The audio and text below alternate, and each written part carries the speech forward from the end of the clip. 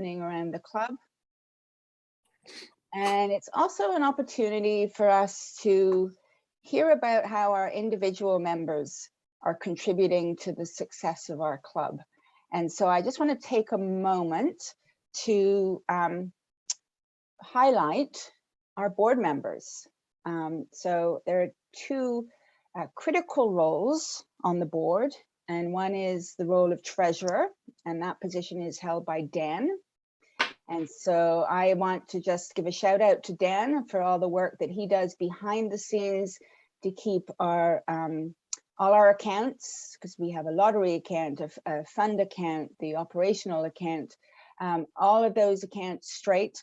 And of course, Dan's responsible for taking all the money in, whether it's our annual subscriptions or dues and donations that come in, and when we have a fundraising event, all the tickets, and keeping that straight. So shout out to Dan and thank you today. Welcome. The other key position is that of secretary. And of course, that is our lovely Martina. And Martina's been our secretary from the former Stony Creek Club for a number of years. And our secretary is responsible for keeping everything straight behind the scenes. So ensuring that Club Runner is up to date, that we have correct addresses, email, contact information, birthdays, all that sort of thing, as well as when it comes to our board meetings, Martina sets us straight there, getting the agenda out, takes the minutes, and keeps us well organized there. So a shout out to you, Martina. Thank you. And our other board members, I'll start with Norbert because he's not on the screen, but Norbert is on the board and he is chair of our program committee. Doug McDonald.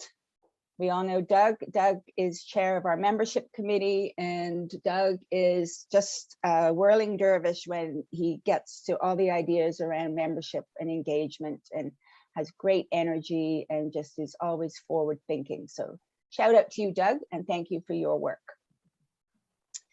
And Tom is also on the board, and Tom is chair of our public image committee.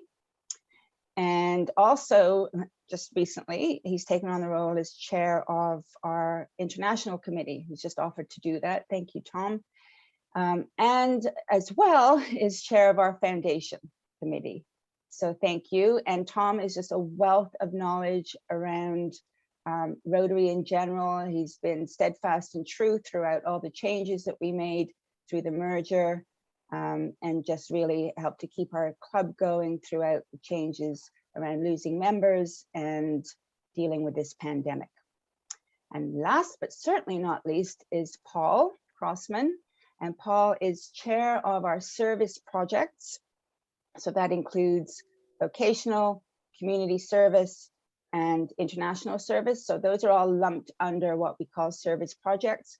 So Paul is tasked with keeping his eye on all of those moving targets and does a fantastic job there. But not only that, I want to make a special shout out to Paul around all the work that's been done with our social media / website access. So things like being able to log in and enter your teams for the wine elimination, and just there's been tremendous work going on behind the scenes there. So Paul, I really applaud your enthusiasm and your creativity and the initiative that you've shown in pulling that all together. So shout out to you today. So thank you all board members. And you're going to hear from all of them as the meeting goes along. And I just wanted to remind people of our strategic plan, our strategic action plan. So I'm just going to share my screen. I'm going to go just quickly through this because it can take a long time. We can dedicate another meeting to updates on our strategic action, but I just want to show you.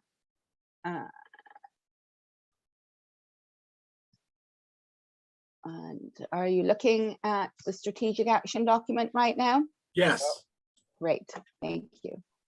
So just as a reminder, we went through our strategic plan last year, we updated some of the points that we'd set out in 2020. And we continue to keep our eye on this as we move through the months and aim for the targets that we set.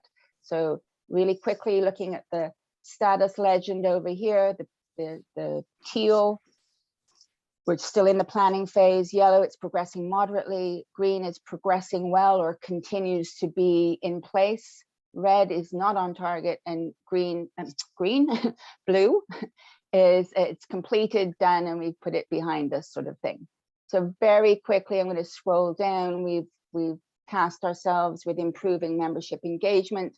So we are collecting all the information around how our individual members are involved in their committee work and activities. We do our annual satisfaction survey. We want to increase networking opportunities. Of course, that's been difficult with the pandemic, but we have done our best to introduce Zoom activities. One of the things that we haven't got to yet is to host quarterly events on Zoom, bringing in a keynote speaker. So that's still on the back burner to think about how we might work with the chamber or other groups to get something like that done, just to keep us in the forefront of the community. Here's our speaker bureau, which we now call the program committee. So that is up and running, and Norbert works closely with the pod leaders on ensuring that we have speakers in place. And 2 years ago, we did our satisfaction survey, asking members on the types of speakers they would like to hear. So we've kept that as a guide for us. And of course, we will update that next year when we ask for input. Down here, we have our succession plan, which is what we're looking at our succession plan, which is what we want to talk about a little bit later on today, is encouraging people to step up to take roles. It's not just about joining the board, but it's about being part of our committees and taking a role as a chair of the committee. But certainly the board is crucial to the direction of the organization and the momentum that we're able to sustain. And so we have people like we've mentioned this morning, Dan, who is a treasurer, doing an amazing job. Tom has also played that role as treasurer. Are there other people who have the skills to be a treasurer and are interested in it, but are not really sure of the time it takes or what's involved? So, you know, come and sit in on a board meeting and listen to what goes on, or ask Dan for a coffee chat, or me or anyone from the board to find out more about that position. Same with the secretary, or just be a member at large on the board, right? And get more involved in the community. Again, the committee chairs, and I didn't go down as far to identify those people, but we will later on. Crucial roles with the club to keep that energy up and moving forward. Our strategic plan, that's what we're looking at right now. It is posted on the member area of our website, and Martina or Tom are going to show us where to find that today. And we're doing that right now. We're reviewing it at our quarterly club assembly. And then we continue to assess our board and committee effectiveness. And we do that through a number of ways. You know, we have a chart that I keep, which indicates the activities that we've participated in and the money that we've donated. I'm not going to show that today because I think if we have time near the end of the meeting, I'll show it, but I don't want to run out of time on the other stuff. But as well, your president keeps annual goals with the district. So we set goals at the beginning of the year that include things like the number of projects that we want to be involved in, the number of members we hope to recruit, things like that. So those goals are kept at a district level, and those will be shared with, the progress of those will be shared closer to the end of the year. Monthly committee reports are submitted to the board. Yes, thank you to all our committee chairs for doing that. and our board minutes are available on the member area of the website. So all this is being repeated just to make sure that members, new and old, remember where to find this stuff. Of course, everything is available online now versus the old days of paper and printing. Sorry, Dan. But as I said, anytime you have a question about what's going on at the board, you can either log in to our website and take a look at some minutes, or again, reach out to one of the members of the board. Okay, this point here, reviewing meeting space, this is a huge one because of course, we've been meeting virtually. Nobody really likes it. We're wanting to get back in person, and I just want to reassure you that the board is still looking at space. The challenge, of course, is finding a space where we can all fit. Now that restrictions have been lifted, but there still are restrictions about how you meet, right? So being able to keep social distance and all of that. So for example, St. Joseph's, where the Stony Creek Club used to meet, we're checking in with them again to ensure that if we were able to go back there, will we all fit in the room that we previously used? So the last time I was at St. Joe's, which was sometime last year, picking up something, only 10 people were permitted to be in that room where we used to meet. So we can't fit there. So we've reached out to a number of other organizations that have meeting space to see if there is somewhere that we can meet for our morning meetings, so the first and third Fridays. But meanwhile, we know that we can go back to the Legion and we can fit there for our noontime meetings. So stay tuned for news that we hope to be meeting in person at least for our lunchtime meetings in April, right? If I don't believe it will happen before April. That's our target right now. And today is a great example of why in the winter, meeting virtually might just be the way to go for those months from January through March, just so we all stay safe, particularly at this time of day. And then membership, we have our annual membership target. Again, that's part of our club goals and things that Doug moves through with his committee at membership. Working on a membership plan, which involves everything through recognition, engagement initiatives, all the ways in which we want to attract members, but also keep the ones we have, make sure they are valued and recognized for the work that they do, and engaged and feeling fulfilled. And then lastly, there is our member handbook. Again, really a way to give better orientation to our members. And last, maybe not last, anyway, certainly not last but not least, is our public image committee. So amazing work has been going on here. One of the goals was to create a communication plan, which is a lofty goal, but in amongst it, we are working on what are our internal and external communications. And this is really to build a plan for the next people that are doing this work, right? So documenting what we're doing, when we're doing it, again, that schedule, because people are doing great work right now, posting things about what we're doing, but it gets busy, right? Everyone has lives outside of Rotary, and sometimes it can be overwhelming to keep up with, particularly social media. Our Google Analytics, we'll hear from Tom on that. Amazing work there has been done. And here's an area that we're still working on, and that's engaging our members in storytelling. So there is a campaign that the district has started, which we can jump on with stories and sharing. And so we need to ensure that our members know how to do that 30-second elevator speech and talk about Rotary to their friends and family. And there at the bottom is, we do have a partnership. Rotary International has a partnership with Toastmasters. And so we have a local branch of that. They've been out to our meeting and spoken about what they do.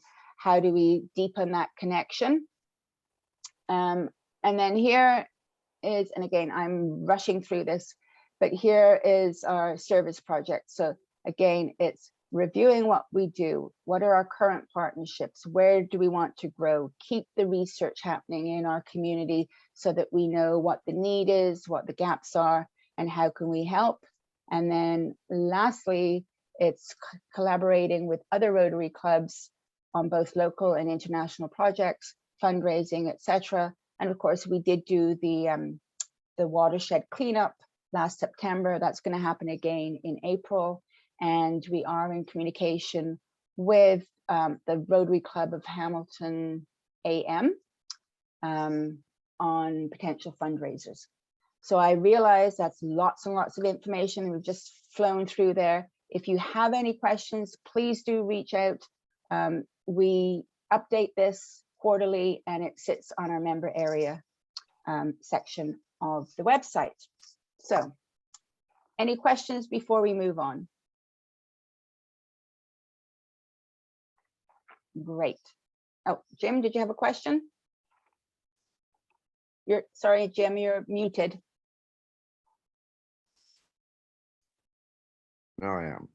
Talking about internal communication, I was looking for an address and telephone number of a member, and I went into Club Runner.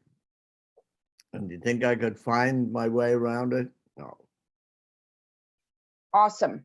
Great to know, because that's why we're here. So we need to make sure that things like this are brought to our attention because we can help. Okay, so how about, I forget who it was that volunteered, whether it was Martina or Tom, volunteered to take us into the member area of the website and show us where to find the minutes and the strategic plan. And perhaps while we're there, we can show you where the directory is. Can I pass that over to Tom? Thank you. Okay, so I'm going to have to warn you, I've got a pretty weak internet connection here, so hopefully you don't lose me. I'm going to share screens. So just stay with me for a second while I set this up. Okay, has everybody got that? Yep. Excuse me. All right, this is our web page, page 1. Paul's been kind of staying on top of this, doing a really good job. What I really want to show you though is the member login. Just go up here to the upper right hand corner, member login, sign in.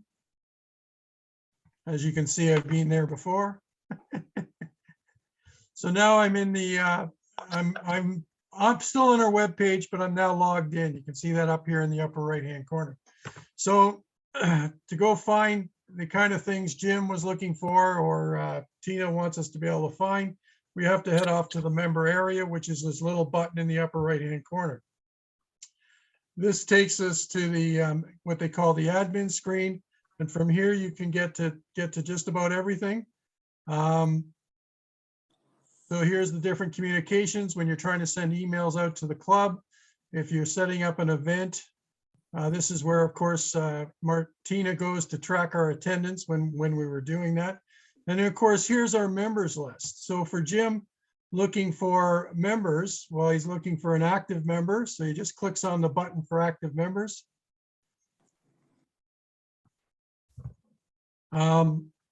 He's looking for a particular person. He wants to know Tom Peddle's address. So he just clicks on Tom Peddle.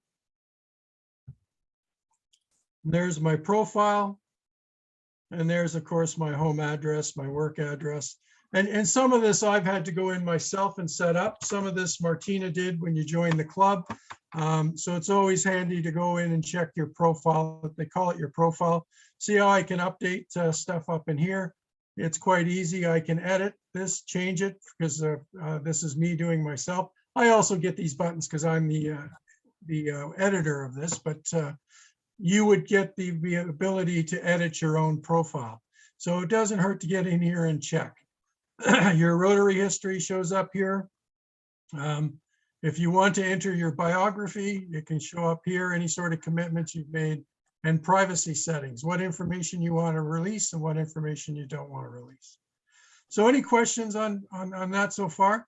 The other thing I was asked to do is show you where to go find documents. There's actually a couple of places, but I'll let me see if I can actually remember myself where I go to find the documents. I'm just going to quickly jump on member. There's reports, and you can. So what happens is when you click one of these, a subheading comes up, and you just look. You know, birthdays and anniversaries. What's the rule of 85? Some clubs have that, most don't. Any donations you want to give, this actually isn't set up with us yet, this particular donations button. Communications, bulletin, contacts, membership. So I'm going to go to membership now. Member designations, there's the list, organization, documents. Okay, so I couldn't remember off the top of my head where to find it. I just went along looking at the subheading and it came up documents. So I click on documents. So Martina posts all of the minutes of our board meetings there. You can find all sorts of information here. You just kind of scroll down and see what you can get. There's the fund, there's from stuff from the joint merger committee. It can all be found in here. The strategic planning is usually in here somewhere as well. I don't remember where we've got that. If you just scroll down to the bottom slowly there, the board of directors is the top, then the fund, then the merge. Just go down a little bit further. You have the folders open here, and you can just see the strategic right there. Dashboard, there it is right there. It's locked. That just simply means you can't edit it, but you can open it. If it locks, it means only members can see it, not the public. There you go. And there's what, of course, Tina just showed us. So, Excellent. Okay, I'll try it. So okay, locked files are only for members, not the public, there you go. I believe. So, any example, it questions? has a corporate application here, so the public could file for a corporate application and see that, but public could not see our minutes. I believe. I could be wrong about that. Well, we're in the member area right now, so the public can't get in. The general public can't get into our member area. Right. No, but so but she is correct, because by that, those documents that didn't have the little locks on them can be found on our webpage, available to the public. So she is correct. I've created a link to that document from our webpage. Okay. So any questions on any of that?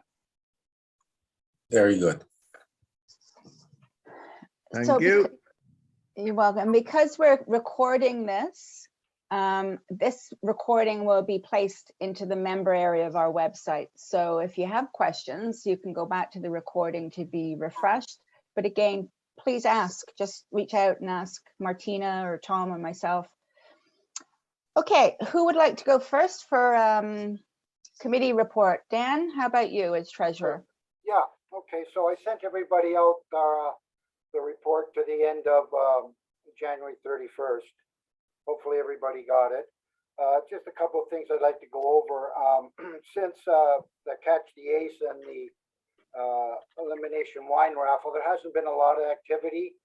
We've had some funds come into our Happy Dollars and a few donations. You can see that we started receiving money for the wine draw. I put it under wine draw number 2. There's about $450 for January, so that's about 15 tickets. Since paid tickets, that is. Since then, we've had another 60 come in, paid tickets. So we're sitting at about 75 paid tickets. So our target's around 400.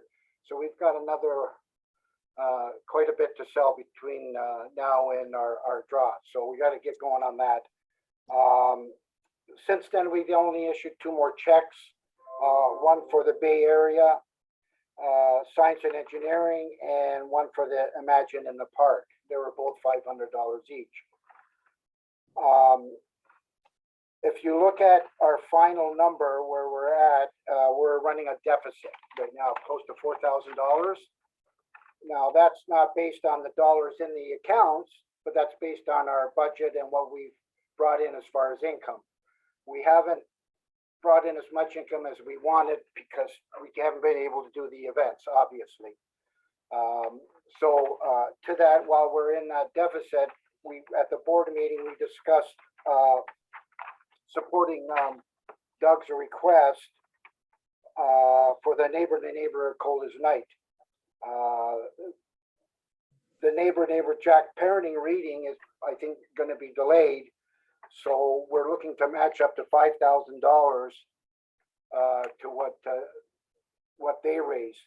That would make our deficit closer to $8,000 or $9,000. But you've got to remember, we do have the money in the bank. It's just that our budgeting and what's happening during this fiscal year has been very difficult. And we don't know what we're going to raise yet with this second wine draw.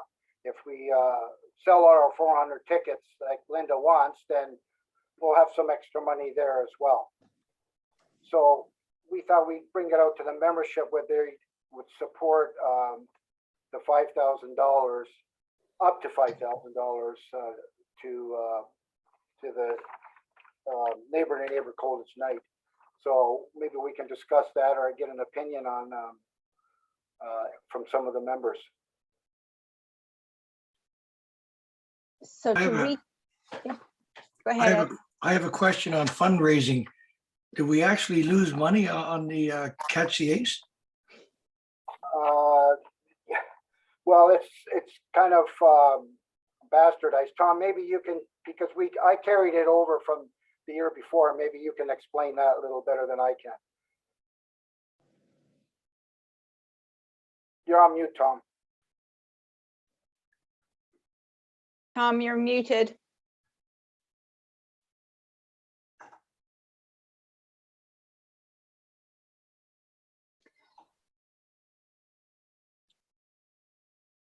Sorry about that. I was updating the website while I was in there. Okay, you have to look at last year's report. You'll see it looked like we made lots and lots of money. But of course, what was happening was we were still carrying what we were going to owe the eventual winners. And that got paid out in this fiscal year. So you're looking at the account as per this fiscal year. So we started with a high number in there, and then of course we had to pay out. So it ties into the bank account. If you want to give me a minute, I can actually pop up last year's financial statement and actually show you what I mean.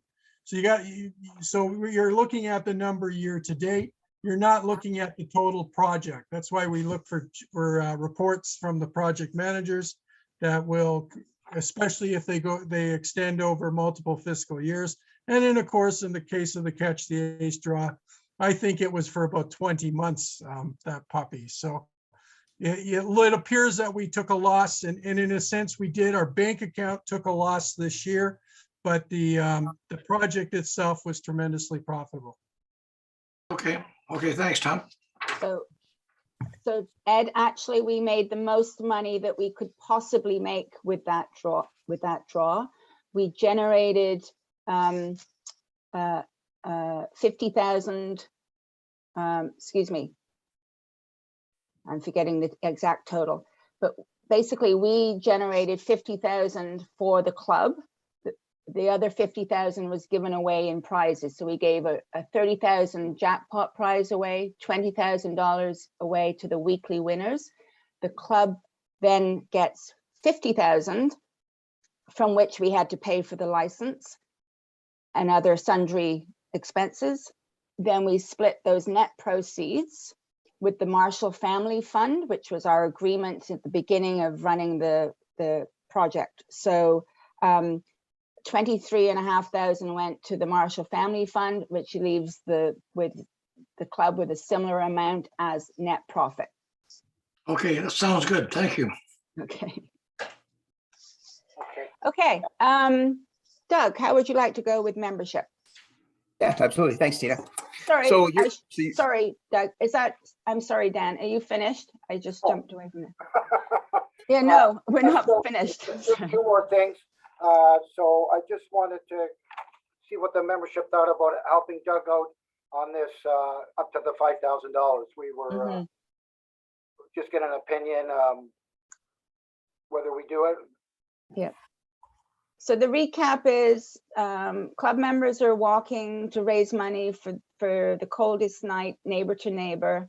They've set themselves a target, and the suggestion is that the club matches what they raise up to an amount of $5,000. Separate to that, we had set aside $7,500 to support neighbor to neighbor in the mentoring program that they started. And of course, they haven't been implementing that program throughout the pandemic. So I guess the question is, do we use up to $5,000 in support of neighbor to neighbor,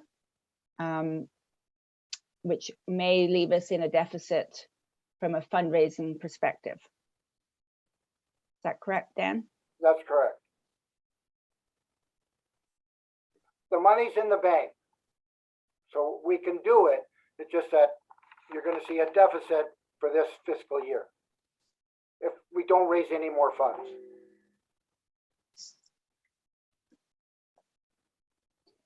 Why don't we wait and see what we raise on the coldest night and then make the decision? I think the idea is that we want to match it while the event is, before the event closes. Oh, I like the idea of making the donation. I don't know if we need the money sitting in the bank account since we raised so much of it personally. Besides, we have to beat Meridian. And I would like to point out, we have over 87,000 in the bank account. oh, well then, let's do it. Yeah, we're kind of flush with cash, so Yeah. they can get it doing some work out there, some good stuff.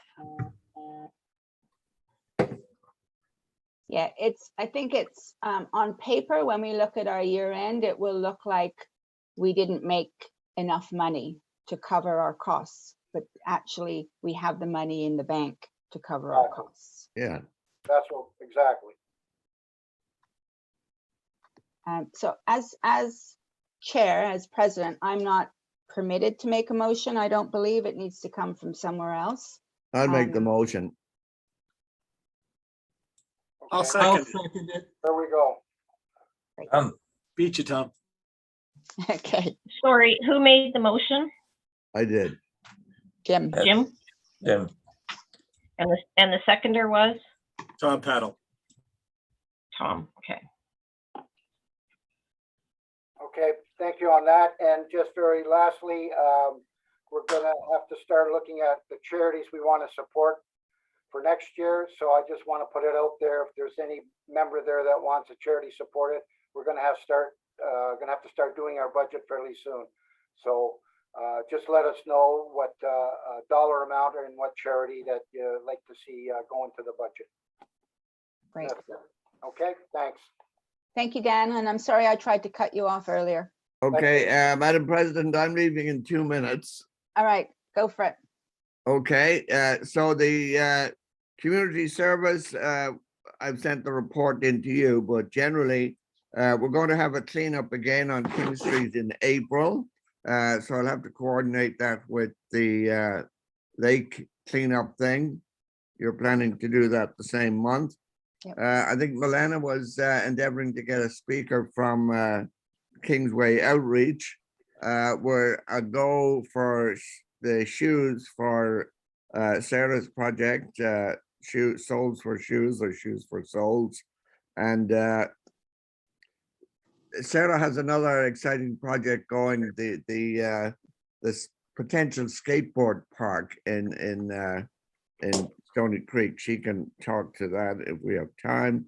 And we have been able to get in touch with the equestrian people, and I've got them in touch with Norbert, so he's going to arrange some date in the future. So we're a go. Awesome. Any questions for Jim? Anything to add from the community service committee? The skateboard park is a 3-year project. My contact, her name is Sarah Salini at the city. So I emailed her last October about this idea. There's no skateboard park in Lower Stony Creek for children. And they were actually putting forth that project. That's part of the project over the next 3 years. Their main goal is to find property that the city can use. And then if the reason I'm doing it is because I call him my son-in-law, his best friend was a skateboarder from Stony Creek who committed suicide. And they all hang out at Parkdale because that's the closest skateboard park. So that's what I've emailed Sarah. I just haven't heard back because again, but it's a 3-year out the way the city does their planning. So if we could back that somehow. Yeah, thank you. Thanks, Sarah. Keep us posted. Okay. Yeah. Okay, how about Doug? You go next for membership. Great, thanks, Tina. So real quick. So your membership committee, which is Sarah, Myra, and Olivia, and myself. Been very active, lots going on in the background. I'm just going to read through some of our action items that we have on our list. And you know what? When I read these out, if they resonate with you, we need help. So please reach out and grab one of these initiatives and join our initiative trying to get some of these action items done. But I'll go through them real quick. We're working with the district and with our public image committee on our Strengthen Rotary campaign. You'll hear more about that in the coming weeks. Your membership committee reaches out to the members and just every once in a while and sees how things are going. We could use some help with that. We're working on updating our welcoming package, which is a constant dynamic process where we've got to update it constantly. We're looking to share weekly tips, how we can engage every one of yous and how we can grow our club. We're looking out to make sure that our membership reflects the diversity of our community. Again, we need some ideas and help on that. We're searching for a social media influencer that can help promote our club. As I look around the screen here, I think there's some people in our club that have quite a following in social media. We need your help. We need your help to likes and promoting our events in our club. Member social. We're looking at a member social coming up in the spring. Any ideas, support, help, please reach out to us. Collaborate with the Stony Creek Chamber. Well, that's a little bit on hold right now, but once we get past this pandemic thing, we'll be collaborating more with the chamber. And a couple other things you're going to hear more about is a Rotaract club and a satellite club. So most importantly, you know what, we want to be a resource for you members, anything membership. So come to us and ask us, and we can direct you to the person that really knows the stuff within our club and get you the resources and the help you need. So thanks, Tina. Thank you, Doug. Okay, Ed, you're on mute. Hey, Doug, are you still on the board of the chamber? No longer. Oh, okay. Okay, there are no questions for Doug. I'm going to shift over to Linda, chair of our fundraising committee. Any updates there? Hi, everyone. I just have one update. We have sold 115 of 400 tickets for the wine elimination. I'm getting a little bit anxious, but we have lots of time. I sent out sent a gentle message to my people. I think it was 69 emails yesterday. I got a response immediately from one. So my fingers are crossed. It's hard to know. People get so many emails. I will start calling people closer, but people get so many emails. It's hard to know what's the right time. And I used to do the weekend, and sometimes people are taking a break. So anyways, I tried that yesterday, but if you could really chat it up with your friends, because we really do need to sell 400 tickets this time. So I believe it's possible. And that's all I have regarding that event, but I know Rick has a report. So yes, Rick, chair of our Winona Peach Festival committee. Over to you. Actually, I have a question for Linda before I go to my report. If you register a team, do you get a do you get a confirming email saying you successfully registered?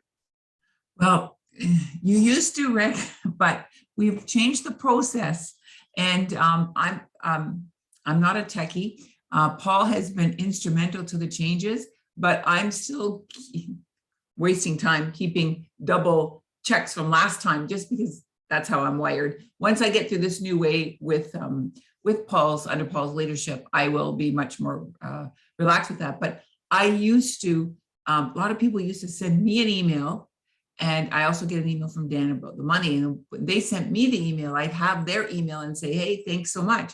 But I'm not getting those emails because they're routed differently.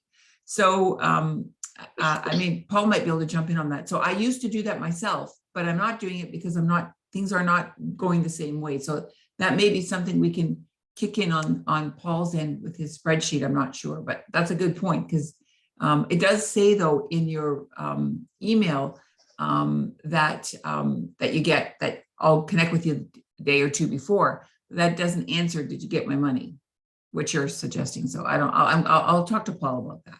Yeah, we can do that quite easily. Yeah. We'll talk later. Okay. I haven't been sending anything because I thought you were, so. Okay. Yeah, that's well, why I was updating the list. So we'll make sure we get that taken care of this week. Okay, Thank you. Thank you. Thanks. Okay, Rick. Peach Okay, now on to the Peach Festival. Okay, so the members had a meeting last night. Annually, each member organization was charged a booth fee. Some years it's been 0, 2%. I believe the last few years it was 4%. It was increased to 6% last night. And the reason for that is the fees that are being charged by public health have gone up. So that's the one big fee increase. So overall, the budget was approved and passed last night. July 15th is going to be the Peach Festival ball at Winona Vines. The ticket prices are going up to $75 again because of the increasing costs. I'll leave it up to the board to decide whether or not they're going to buy tickets, because I believe in the past they did. There was a discussion with regards to extending the Peach Festival a day early to Thursday.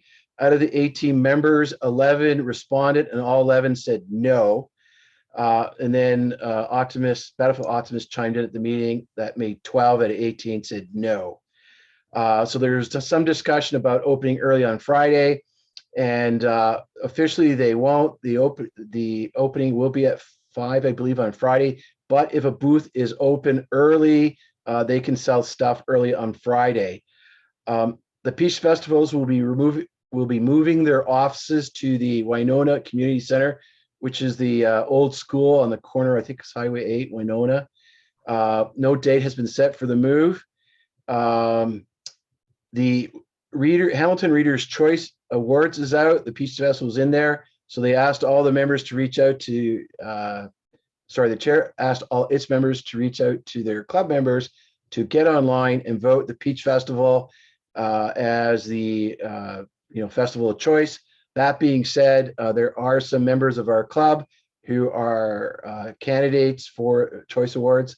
I would ask the members here to go online and vote for our members.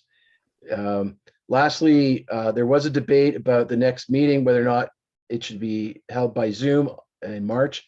And the members voted to hold the meeting by Zoom in March and to discuss what's happening with April.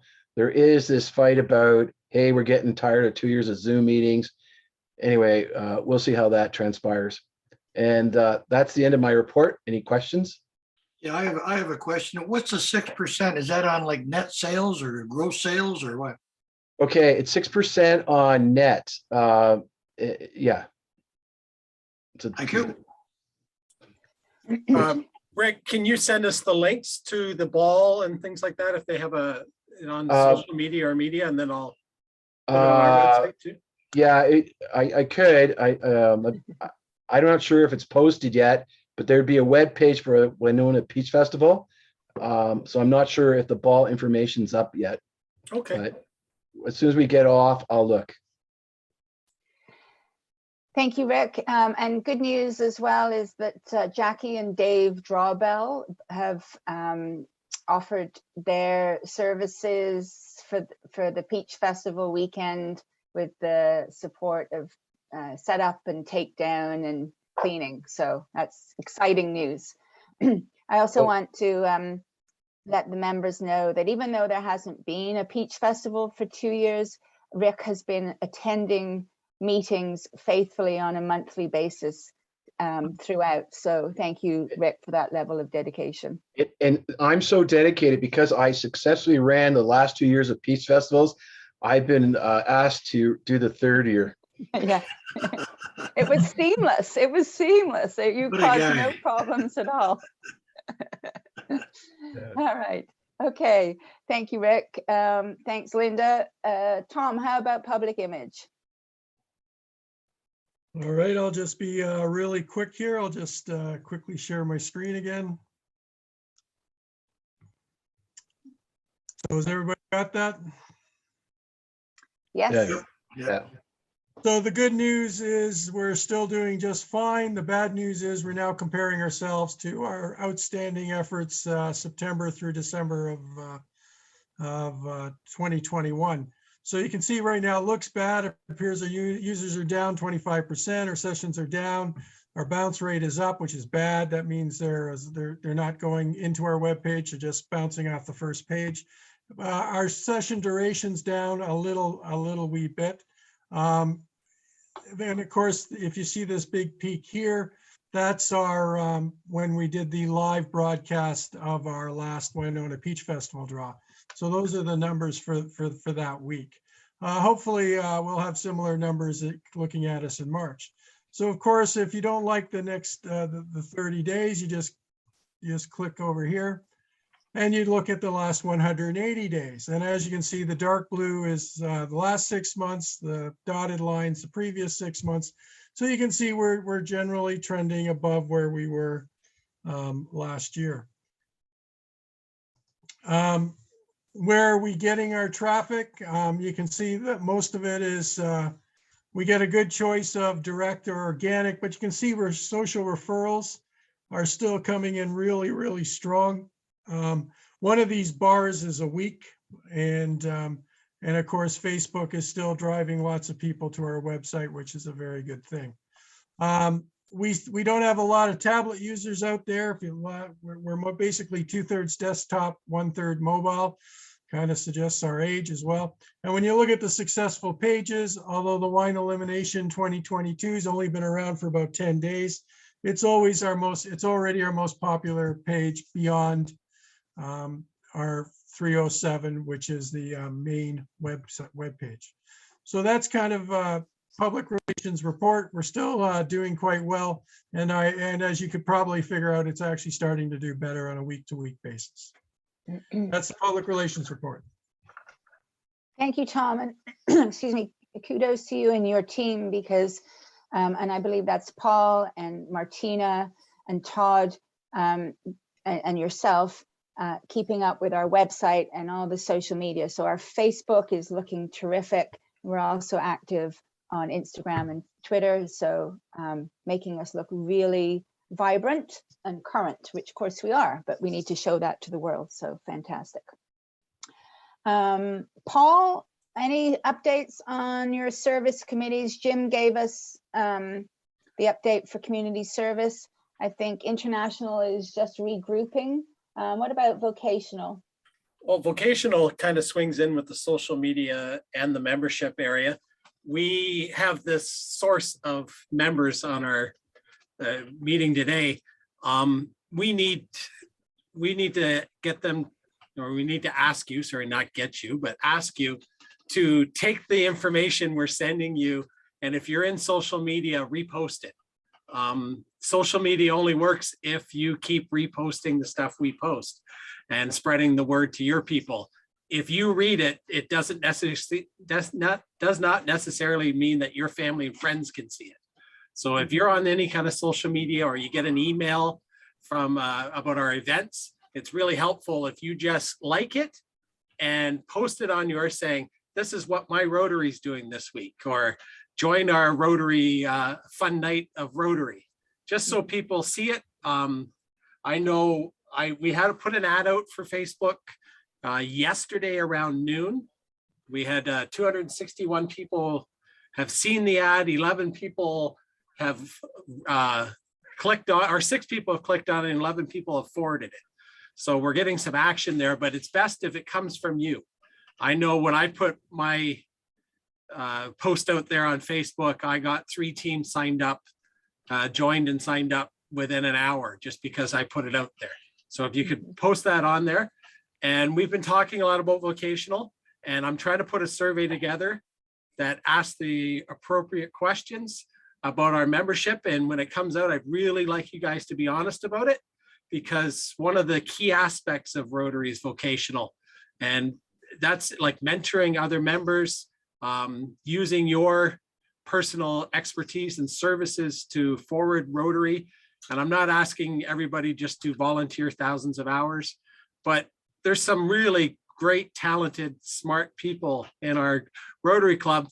And I, for one, don't know a lot of the history about them. Until Norbert spoke the one day, I had no idea about the level of expertise he had across like 4 or 5 different careers paths that he's had in the past. So it was very interesting. So I really want, when that comes out, I really like some honest answers.